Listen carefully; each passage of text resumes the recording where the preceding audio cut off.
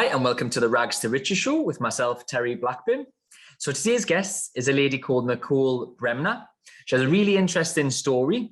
She went from, at an early age, having a malignant tumour in her eye, to working in banking, to buying her first property in 2012, and amassing an empire worth over 120 million within a space of 5 years with her business partners.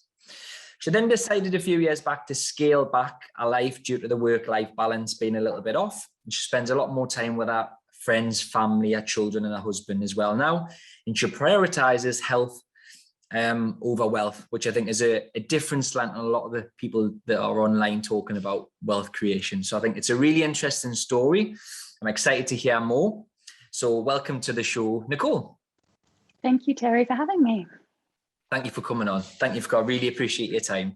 Again, I do think it's a really interesting story from what I know, and I'm hoping that the listeners and the viewers can take something from it and be inspired and maybe think about their work-life balance, because I certainly know a lot of people who prioritize wealth over health. And my view on that is, at the end of the day, if you've got no health, wealth is pretty irrelevant. Yeah. If you've got no one to spend it on or with, then it doesn't really matter, does it? Exactly.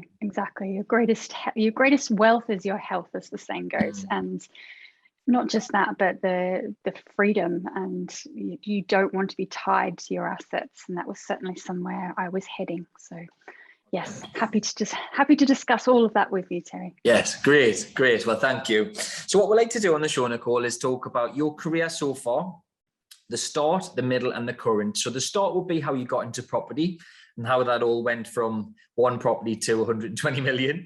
The middle is that part, is the growth part, the exciting part, all of the things that you've achieved. I understand there's other companies in there as well, and other things going on. And then the current is just what your attention is on now, where you're going forward, and where you are currently. So if you give us a sort of overview on those three parts, Nicole, that would be amazing. Sure. Well, I'm Australian, as you'll hear. I grew up in Australia until I was 21 and then moved to London. It was always a dream of mine to move to London, and it's just so different from Australia. It was wonderful to move over here. But I moved over in 2000 when the whole economy was not great in banking, and that's what I did. And I also realized very quickly that unless you had that Oxbridge degree, even as an Australian, you were not really going to get very far. So I had a very mediocre banking career in the UK. I did end up at one of the top fund managers of the time at Capital as an analyst. My job was to look at the financial statements of some of the biggest companies in the world, such as GE or General Electric, and put together financial models, very big financial models in Excel, and try and work out what the next earnings report might look like. And so it was very interesting, and it taught me a lot about finance and how to read, more importantly, financial statements and accounts, and also how to read between the lines when they're not quite telling you all the things that they should be, which I should have listened to a bit more. But anyway, I worked in banking. And then my husband at the time was transferred to New York, and he was sort of not sure. He's German, and he was saying, "Oh, I don't know about going to New York." And I just said, "No, we are moving to New York. This is an amazing opportunity." So went over there, found out that I was just getting fatter and fatter, and I thought it was just that I was trying all the flavors of Ben and Jerry's ice cream that I'd never seen before. turned out I was pregnant with our first child, which was wonderful. So I had our first child over there, who's now an American with an American passport. Wow. And I managed to get the job of my dreams at Goldman Sachs, working on Wall Street when my son was about 7 months old. So that dream, however, lasted about half an hour, because the day I started is the day that Lehman Brothers crashed. And I spent the next 2 months at work just watching the markets crumble and the whole global financial crisis play out. And then my partner said to me, "We have to get back to Europe. It's just not safe for us to be here. Our money could all be worthless. Let's get back to Europe." So we came back to the UK in early 2009. And yeah, I just had to start all over, because having 2 years out, I lost contact with a lot of friends, and I was in a different place to friends. I had a baby, some of them did, some of them had older, younger children. So it was a really interesting time. And then I found out I was pregnant with my second child. They're very close together. So how many children do you have? Three? I've Three, got right? 3, yeah. Three, yeah. Three. Yeah, fair play. I've got So, 2, and 2's hard work enough, so fair play having 3. Oh, mine are 3 years and 3 months apart. So they look like twins. They're all the same height, and Oh, wow. they look like triplets. So not twins, they look like triplets. So it's quite funny. Amazing. Oh, Sorry. love is one word. So it was just a really interesting time because I didn't know what to do, and I thought about everything. I thought about more of the arts and crafts. I thought about cooking. I thought about all these different things. And before we moved to New York, we'd bought a flat in 2004 in Clerkenwell in central London.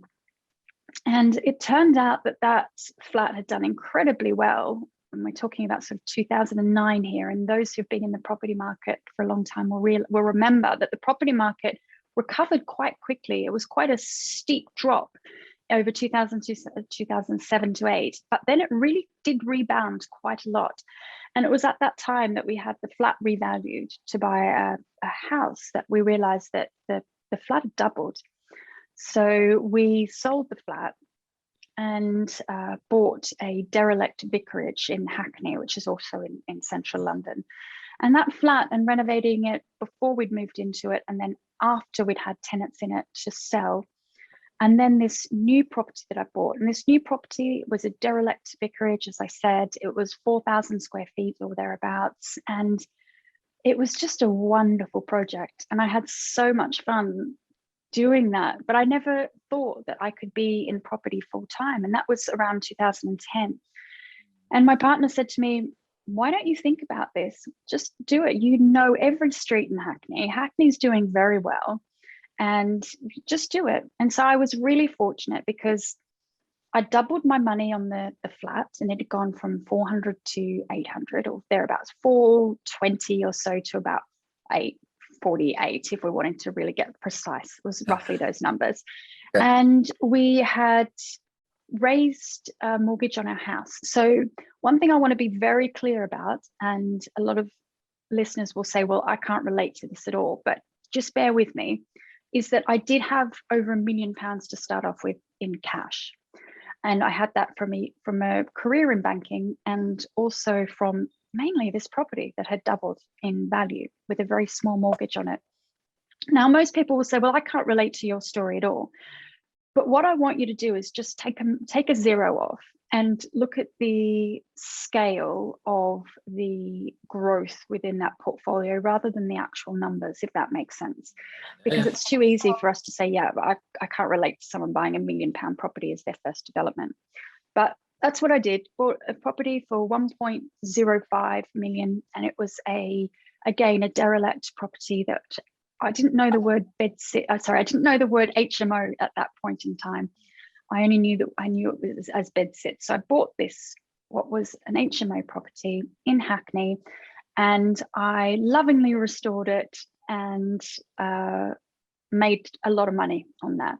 And again, Hackney was it was the best performing of all the areas of the UK for a couple of years. Properties had gone up over 900% in 20 years. It was ridiculous, the growth that Hackney was experiencing.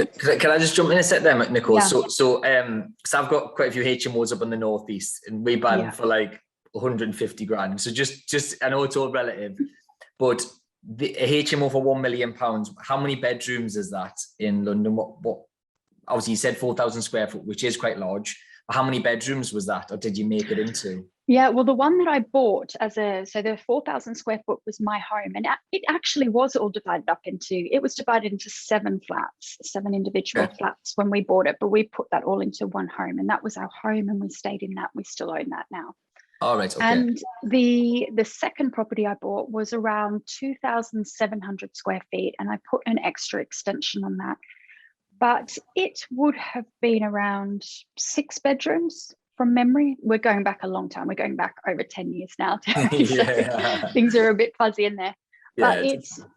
I ended up selling it as a 5-bedroom home to a French couple who had 7 children, and they ended up doing the loft and creating additional space in the loft as well. So yeah, Is that for them to like hide from the 7 children? Because that's probably what I'd be doing, hide away from them. Yeah, exactly. Yeah, they had so many children, and they're all from different marriages as well. He was a lovely guy. He was just, yeah, well, you know, I had this wife and we had a couple of children, then this one, we had a couple of children, and then when I met him, he was on wife about 4 or so, and she said to me, I don't know if I'll be the last wife, but I'm his wife for now. God. So they were lovely. Like they invited me to their housewarming. It was really lovely. Did they? So Wow. yeah, that was sort of my first foray into professional development. And as I said, it sold in 10 days, which I was on the edge of my seat. I thought that was forever. Little did I know what was coming. And I made, I think before tax, made something like 560,000 on that particular property. And I'd put in 1.25 altogether and made a profit. And I sold it for about 1.8 something. So I think there was around a profit of roughly 600,000 before tax. What was your sorry to keep jumping in there, Nicole. I'm just really interested, that's all. I love the numbers. I'm a numbers guy. So what was the time scale on that refurb? I know you love the process and you're quite heavily involved, is what I understand, but what was the time period to make 500k? I believe it was between 15 and 18 months. I can't remember exactly. I'm trying to remember, but yeah, it was roughly 1.5 years, or closer to 1.5 years that it took. And I thought that was forever because things kept being delayed. Again, I should have taken note of that. In property, things always take longer and always cost more. I think I went over budget by quite a bit. No, not quite a bit, but I went over budget a bit too. And I remember my husband saying, this is not good, you can't go over budget. And I was going, yeah, but I really want to put these lovely tiles in. Again, lessons learned. But so that was such a great experience that I just repeated that a few times over sort of 2000 and we're going 11, 12, 13, 14. And it just kept working, and the prices in Hackney kept going up. And then what I noticed in around 2015 is that people started paying more for unrenovated properties than for renovated ones. And I thought, something's going on here. I need to change my strategy, because there was one particular property that I had on the market for quite a few weeks. And David Schwimmer, who's Ross from Friends. Friends, I was going to say Friends, yeah. Wow. He came in and offered on it. And I rejected his offer, which was really stupid, thinking he'd come back. And he didn't. He then sent a legal letter from his solicitor saying, this is our final offer, you take it or you leave it. I rejected it. I then tried to go back a month later and say, no, I'll accept it now. Nothing, just completely blanked. And I was so stupid because I ended up selling it for about 150,000 less than he'd offered. So yeah, lesson learned again. It would be quite cool to say that you sold the house to Ross from Friends, right? That would be pretty cool. I met him. I shook his hand. I took him around the property, and he was really lovely. Really lovely. Was he? Nice guy. Yeah, he was really nice. I met him for all of 10 minutes, but yeah, he was really lovely. Cool. But I thought, who is this agent bringing around? He had a baseball cap on and a little rucksack on his back, and wearing shorts, and not very many men in London wear shorts on a regular day. Oh wow. So yeah. So anyway, that's and I just thought, something's happening. I really need to change that. And then I met this a developer, and that's when we teamed up together, and we just started buying up bigger and bigger sites. And yeah, that was sort of 2014, 15, 16 into 2017. So over that period of time, bought 9 sites together, and that's when at one point the portfolio was worth over 120 million. I most certainly was not worth 120 million or whatever, because people always throw this around and say, oh yeah, Nicole said she's worth 110 million or 120 million. Absolutely not. I owned a share of all those properties. Some of the share was 5%, some of the share was 50%. One of those properties I owned 100%, but it was 600,000 worth of that whole pot. So I just want people to be very clear that I'm not saying I was worth 120 million. I was worth still a considerable amount.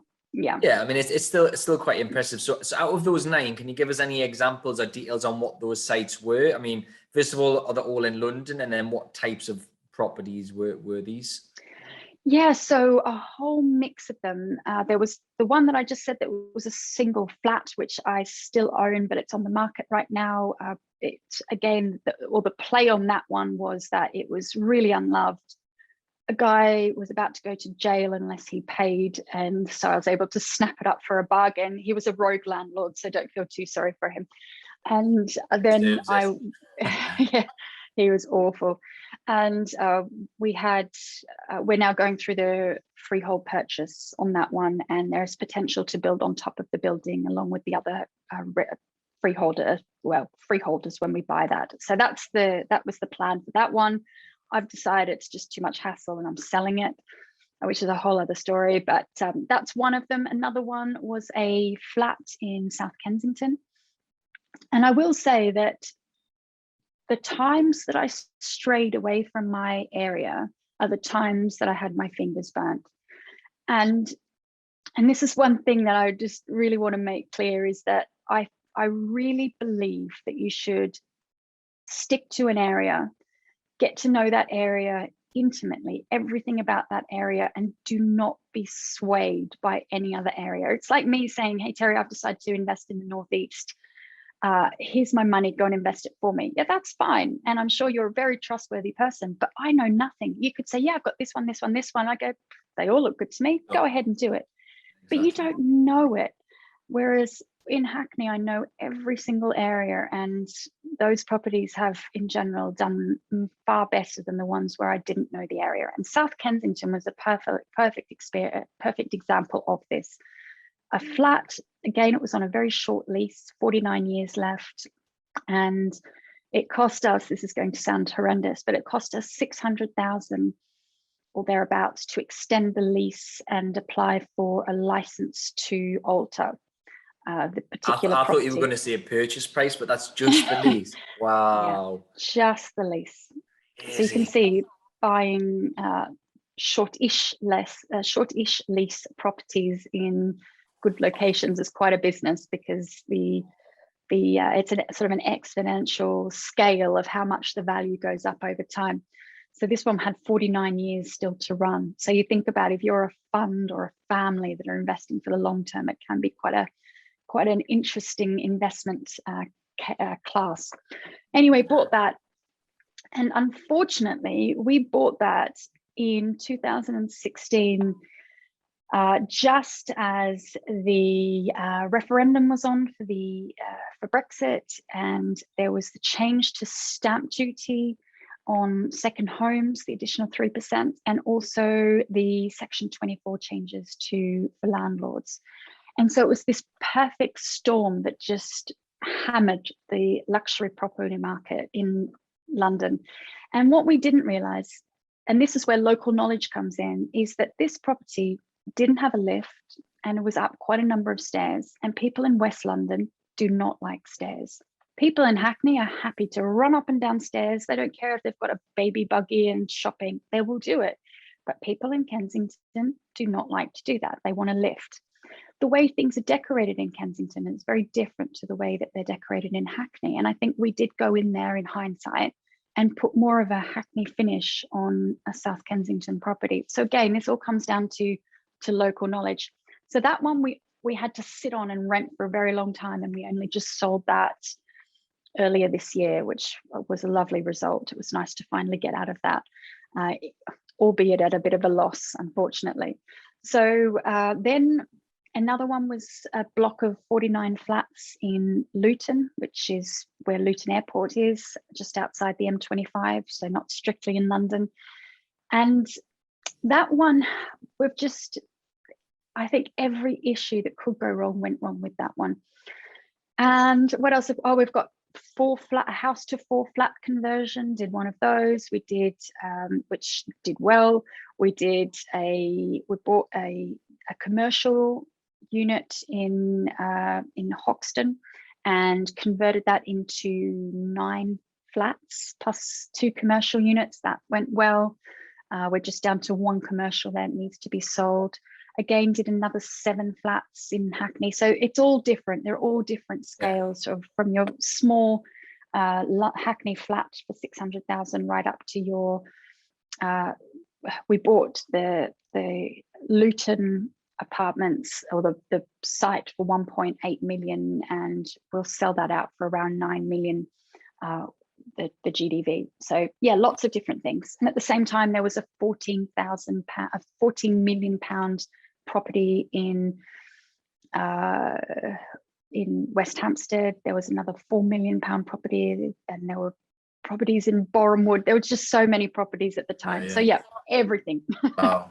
Just to dive a little bit deeper on that then. So by the sounds of it, a lot of it was buying stuff that needed work, refurbing it, then selling. Was that the main strategy? Or it doesn't sound like it was selling it straight away. It might be holding for a little bit and then selling, but was sort of flipping the main sort of core of the strategy, would you say? Definitely. So for me, I didn't need income. I needed my assets to work for me, my cash to work. And so for me, I just wanted to build, develop, sell out.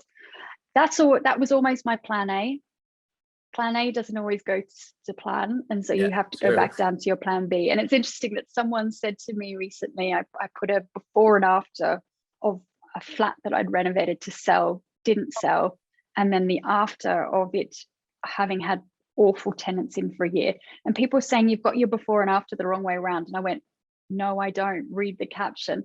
And then someone said to me, you should renovate properties for rent very differently to sell. And I went, I know, but sometimes things don't just go to plan. So something that I'd renovated to sell didn't sell. I rented it out, and it's fine. I make 30,000 a year rent on that gross, so it's all okay. Yeah, it's interesting to hear the sort of opposite end of the scale. A lot of developers and investors that I know in the Northeast and sort of Midlands, everyone's buying a similar type, whether that's 5-6 bed HMOs for a couple of 100,000 or buy-to-lets for 100, 200,000. And some of the lower value stock gets a little bit of a bad reputation, as in, oh, you'll get bad tenants, this will happen, that will happen, they'll break your boiler, they won't pay. But just on the complete polar opposite side of that scale, it happens too, right? The really, really high-end properties, it can happen too. Any investment, there's risk, whether it's the high end or the low end, I think. And really this is important to point out, because I think what I try to do now when I'm being interviewed or when I'm talking to people in general on my posts, people might think that I'm being overly negative, but I don't think I am. I think what I'm doing is being very balanced and saying that there are so many people out there that are saying properties, everything, make all your money. Actually, if you really look at property and you really take a look at what your hourly rate is and the amount of time you're putting in, and then the tax that you pay at the end, it's a very highly taxed asset. A lot of people have just bought themselves a very risky job. And I think that you need to be realistic about that, really, really look at the numbers. And so I'm just encouraging people to be realistic about property and saying, yes, it's a great asset. And yes, I made a lot of money in the beginning. But then when it started to go wrong, I didn't make so much money. And now it's taken me a long time to get out of those assets that are not making money and to sort of untangle that mess. So I think that people need to be very realistic when they go into it. I think that's a really good point. And you're right about people online. There's a hell of a lot of people online shouting about passive income. Let's be honest, it's not really passive as a property. It's not really passive. And you rightly say the hourly rate, if you actually drilled it down, the time doing your mortgage applications, chasing solicitors, all of the paperwork side, dealing with it's just like I'm firefighting most days, mate. Yeah. It's this tenant's done this one's moving out, this one's moving in. What it is, it is constant. I don't think anybody experienced will say it's passive. I think it's the inexperienced people shouting about it being passive online. I think that's a really good point that you said. Even on your scale, which is probably, you know, quite far away from most of the listeners buying for millions, it's still not passive, no matter what side of the scale you're on. I think is a good point. Okay, thank you for that, Nicole. That's really interesting. Just focusing on the sort of property before we go on to anything else. Are you still actively buying now, Nicole? What's your sort of strategies now? No, that's it. I'm That's shaking my head here. No, Yeah, not at all. No, no, I've not bought a property since 2017, and it's not to say I haven't looked. I have, and even now I drive past a property that I go, I'd love to buy that, and then I just say no. But no, I'm not buying, and the reason is because I need to take stock of what I've got. I've sold a lot into this uptick in the market. Not thanks to COVID, but thanks to lockdown. A lot of people were focusing on property and where they lived, and also there was the stamp duty holiday. So a lot of people then decided to change property, and thankfully we were able to sell virtually every Help to Buy that we had, and even against my view, a lot of our luxury things, we're talking 2.5, £3 million properties have also been selling. So I don't know how that's working from an economic standpoint. It doesn't make sense to me, and I've been wrong for the last year and a half. But I don't think I'm going to continue to be wrong about what's going on. I do think that at some point the market, and I'm talking the luxury and London market and Southeast, at some point it has to take a breather, because we've got the end of furlough that, as you know, we've got all these we've got inflationary pressures that are going to start increasing. Interest rates then are going to have to start increasing to try and keep the lid on inflation.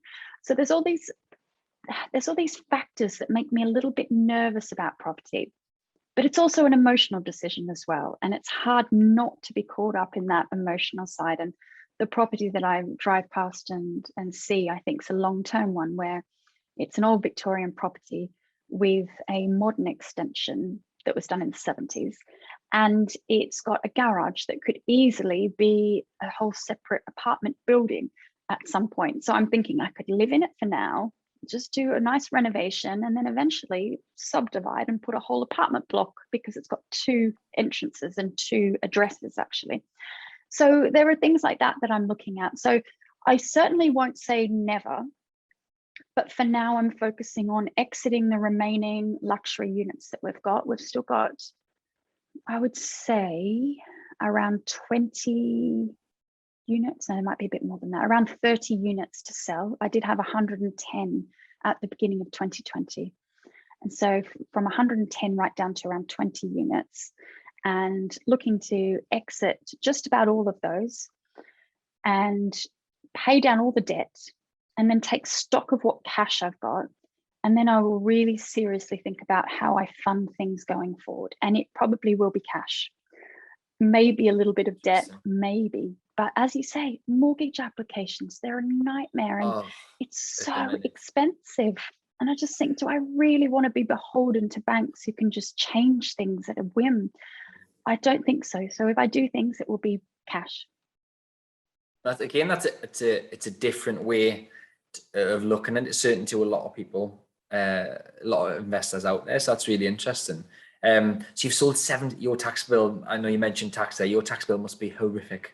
You've sold 70 units. Depends. You've got to make a gain on them. Clever with it. Yeah, I get you.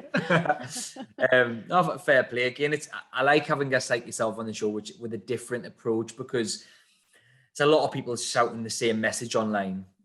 And the whole reason for doing this show is to just inspire, educate, motivate other people, and just give other people a different slant of things and a different way of looking at things. And I think you definitely do that. So if we move slightly away from property, when I was doing my research on you, I read an article where it said that you sort of scaled back and now you prioritize your health a lot more. which I think is a great thing to do. As we mentioned at the start, for certain, even a lot of my friends, they're still prioritizing wealth over health. They'll eat crap, smoke, drink, and do whatever else, and just always at work. They're not seeing the partner, the children, and these things. So what was the reason why you decided to sort of scale back on business a little bit and just prioritize your health? Was there a moment, an incident, or something that happened, or was it just a conscious decision? What sort of was it? I think that by 2017, I was, and certainly all of 2017 into 2018, my marriage had broken down. I was working and I was really caught up in saying yes to things. So business opportunities would come my way. And let's face it, when saying yes to something is a bit of flattery, really. It's a bit of ego boosting, because people are saying, we want you to do something for us. And you're, I'm wanted. People want me to do something. And you say yes because you want to please them. You want to boost your own ego. And that was definitely what was happening. And what was happening is people were wanting the profile that I'd built, and they were expecting certain things from me that just weren't possible. And so I felt that I was I'd just gone through too much, and I wasn't getting any of the rewards that I felt that I should have been for all the work that I was putting into many different endeavors. And so with my marriage breaking down, I realized that my children needed a lot more of me. And I was exhausted. I was emotionally just exhausted.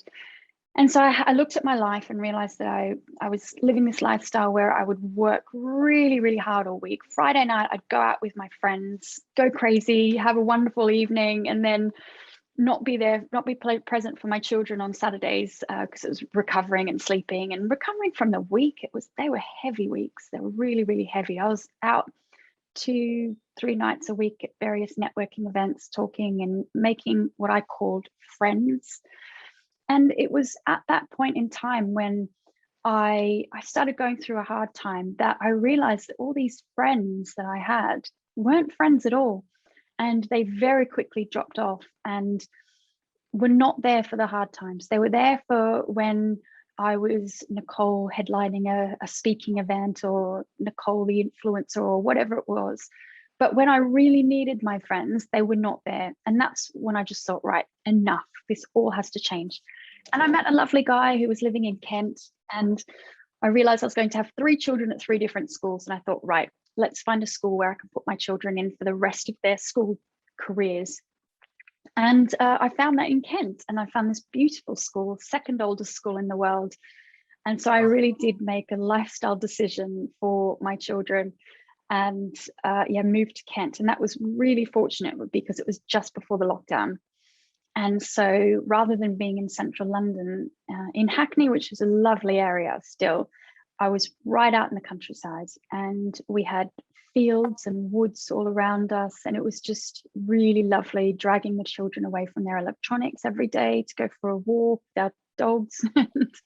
It was just a really lovely life. And I think it was at that time, and as my relationship grew with Paul, realizing why I had said yes to things and what I really wanted to do with my life, and do I really need to work this hard? And I think that I realized that I was going to implode at some point if I kept up the pace that I was leading. So it was very much stepping back, realizing I don't actually have to work. So therefore, I'm going to do what makes me happy. And that was my podcast initially. I just thought, right, I'm going to refocus back on the podcast because I love it. And I love speaking to these people. It was my connection with people during lockdown as well. And so that was really nice. And then just stepping back from the likes of various social media and just thinking, just realizing what they were and what it did to your ego and how dangerous it was. And if I want my children not to be affected by the likes, then I too can't be affected by the likes. So just the likes and the lights. So yeah, it was just really reassessing all of this. And so Now I'm doing a bit of marketing consultancy, very much on my terms. I don't do weekends. If someone says, can you be on our show at 7 p.m, I say, no, sorry, can't do that. They say, I have this regular show on weekends. I go, no, I can't do that. So it's very much just focusing on what I'm doing in a very narrow band and saying no to everything else that doesn't fit in there. And yes, it's meant that my followings dropped, and I have to keep saying it doesn't matter. It doesn't matter if your followings dropped. It doesn't matter. It doesn't. But it's about having these boundaries and just being a better mother than I was, and a better partner than I was, and hopefully a humbler and better me than I was as well. Yeah, I love that. And I think I'm sure there's people listening to this, watching this, that can relate to that. I love what you said about saying yes. I'm certainly guilty of that. There's a phrase where just say yes to everything and learn how to do it later. Like I've said that to people, and I do that myself. And I take on everything as much as I can and keep piling on the workload, and then you just outsource things so you can do more, and you keep going, and I'm on that sort of steam train, not stopping. It's really interesting and fair play to you just for making that conscious decision. You know what, I don't need to do this, and to try and get off that hamster wheel, steam train, whatever you want to call it, and make a conscious decision for your children, I think is a really honourable thing. So fair play to you. And hopefully people listening can just analyse their own situation and think, do I need to do a little bit of that? Do I need to take a little bit of a step back or a complete step back? I think that's a great part of the show, that for sure. Okay, so you made that decision. So what's your attention on now? You're not buying property. You've got amazing family life by the sounds of it, living in Kent. You moved from Hackney. So what's your attention on now? Well, at the moment, there's my podcast, and what's the podcast called? Sorry, the Nicole Bremner podcast. Oh, that's not rocket science, that one. Sorry. Yeah, I wish I had a great name like Rags to Riches, but no, I don't. But that said, we're launching a new one in the new year called the Prosperity Podcast. And what I really like about that is when you think of prosperity, normally you think about just wealth, but actually prosperity is to do well, and it's in all its forms. It's in feeling good within yourself, feeling healthy and well, and also having enough. It's not about being wealthy, it's about having enough to have a good life. And so we're starting that, and what I really want to focus on is people who've been through life and actually have stories to share. So at the moment, one of the ladies I'm about to interview is in her 90s, and she's lived through the wars and is just a bright and enthusiastic and just an incredible lady who's experienced so much loss, and yet she really just takes it in her stride and hasn't ever allowed that to influence her. So I'm interviewing her. I've got some other very interesting, I've got a man who survived the Holocaust, but in a very different way to most others. And so I've got these really different, I've got an athlete, a professional athlete, who's going to talk about how difficult it is to be an athlete with this backdrop of always needing to raise money, putting pressure on you. So it's about all these various things. So it's quite fascinating. Do you need to get that? No, it was an alarm. I set alarms all the time with little affirmations on, and that was one going off. Sorry, before it is on silent. You are great. Yeah, sorry, but that sounds like a great podcast. Yeah, great. And what else do you do at the moment? And so, because I was looking at your Instagram, are you involved in a couple of other businesses as well? Yes, so I'm a startup investor in Terrible Group, and it started off as a music merchandise company. And since then, they've just expanded rapidly into more than just merch. They do the whole ticketing and fan sites, everything for musicians. And so they're going incredibly well as their merchandise. And then also another company, Bamboo Auctions, which is a property online auction company. They were so well positioned for the lockdown. Everything went online, and they already had the tech there. So they're picking up more and more clients and are doing very well on their auctions. So I'm actually selling one of my properties via auction with them. Oh, nice. So it's going to be exciting to actually test something that I'm invested in. And yeah, then I bought a women's athletic wear company called Eda Active, and didn't do a thing with it. So now that's another thing I'm just considering whether I've got time to give that my focus or not, but we'll see. So yeah, just a few startups, and I'm looking at a couple of other little ones as well. A vegan trainer brand that looks really cool. I say cool, I'm a woman in here. I'm a mother, so I can't really be cool, but you know what I mean. It looks good. I love that. No, fair play. It'll be exciting to see what you do next. I think you've been successful in multiple areas, so yeah, I'll certainly be following to see what you do next. Just a couple of specific questions before we wrap up, Nicole. Kind of asked the stuff about property I was going to ask anyway, to be fair. What advice would you give for people who are maybe on the verge of that balance going the other way? Is there any telltale signs that people should look for, or just general advice? Because I do feel there's a hell of a lot of people in that place of working far too much and neglecting other parts of the life, whether that's the relationships with the children, the partner, or just the health, going to the gym and eating well and things. Just any advice that you've got on that, because obviously you've went through the business cycle of being very successful and then sort of pulled it back. I think that would be a good bit of info if you could share that. Yeah, just think about what's really important. And it's that whole question of, if you were to die, if you knew you were going to die in 7 days' time, how would you live your life? And while it's very difficult to live like that all the time, just really always ask yourself that question: is this going to make a difference to me in a year's time, 2 years' time? Will this extra £1,000 I might earn from this really make a difference? And yet, what time is it going to take, or what damage might it do to my reputation if things do go wrong? So just question everything. And the other thing I would do is just have boundaries. I think there was so much hustle. The likes of Gary Vee were just saying, just do it and do it, effing do it. And then what we've found is that we don't want to live like that. It's not sustainable. And I think perhaps the pendulum's gone a bit too far, and a lot of young people are, I don't want to do this, and I'm not feeling that this is quite aligned with my chakras today. Find a happy medium for yourself. Set some boundaries for yourself, whatever it might be. And if an opportunity arises that's not within those boundaries, say no. If it's the right thing and you've said no to it, it might come back up again. You may have that opportunity again, but if not, then it's not meant to be. I hate saying things it's like not meant to be. I was literally going to say that. I was literally going to say that because I believe that, me.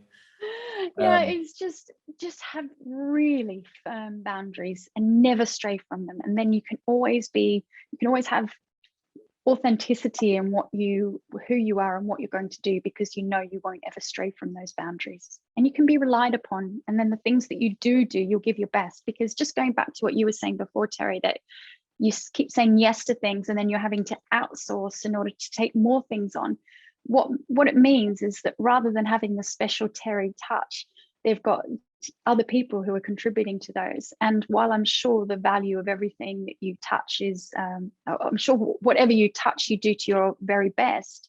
Perhaps if you were to scale back, it would be even better, because it's authentically you. You're not letting people down. That's a really, again, another gem there, I think. Instead of taking everything on, you're right. And I found myself, I have scaled back in certain parts. At one point I had, I can't think, it was 7 or 8 companies at one point, and I remember I sold one and then I shut down a couple, and when I'd done that, it was a kind of bit of a blow to the ego. But then I remember it kind of felt like, because I was spinning that many plates, my effect on them all was diluted. Whereas then if you get rid of a couple of the plates, my impact and value on these ones really flourished. And one of the main business really, really flourished as soon as I got rid of those other ones.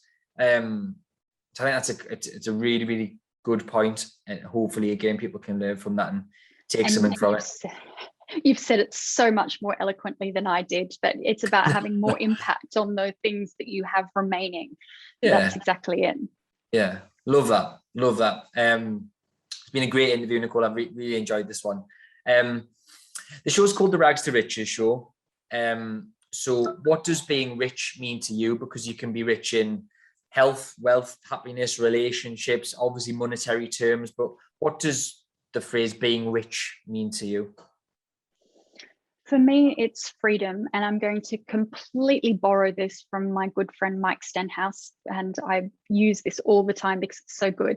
And that is, I think there are 3 freedoms that money give you. And that is, being rich is about having the freedom of time, the freedom of location, and financial freedom. So you've got that freedom where you can be wherever you want, doing whatever you want, and have the resources to make those choices. And that to me is what the freedom's all about, and being rich is all about.